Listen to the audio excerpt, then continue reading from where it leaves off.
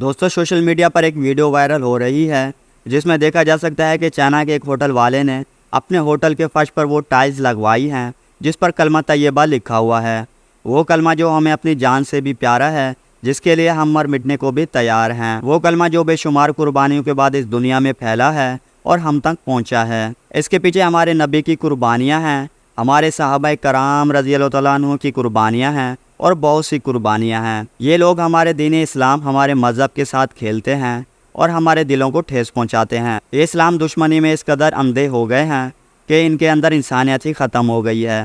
یہ اس مذہب کی توہین کر رہے ہیں جو مذہب کسی دوسرے مذہب کی توہین کرنے کی اجازت نہیں دیتا، اور نہ ہی کسی کو نقصان پہنچانے کی اجازت دیتا ہے اور نہ ہی کسی کو ٹھیس پہنچانے کی اجازت دیتا ہے۔ یہ لوگ ایسا اس لیے کرتے ہیں کیونکہ انہیں پتہ ہے کہ مسلمانوں کے ایمان اب پہلے جیسے نہیں رہے، اب وہ مسلمان نہیں رہے جن سے دشمن کانپا کرتے تھے۔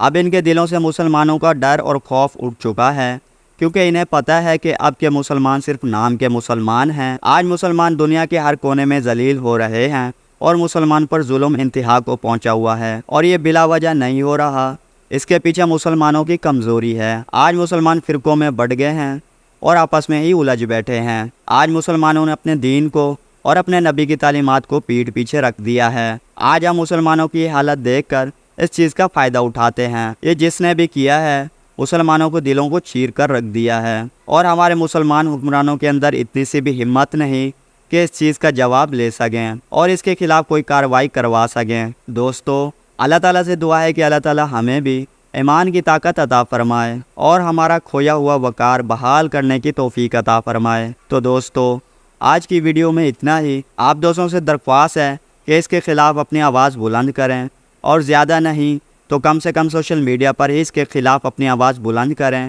اور اس کے خلاف احتجاج کریں، کیونکہ آج سوشل میڈیا کا دور ہے اور یہی ایک ہتھیار ہے جس کے ذریعے ہم اپنی آواز کو بلند کر سکتے ہیں اور اس کے خلاف کوئی قانونی کارروائی کروا سکتے ہیں۔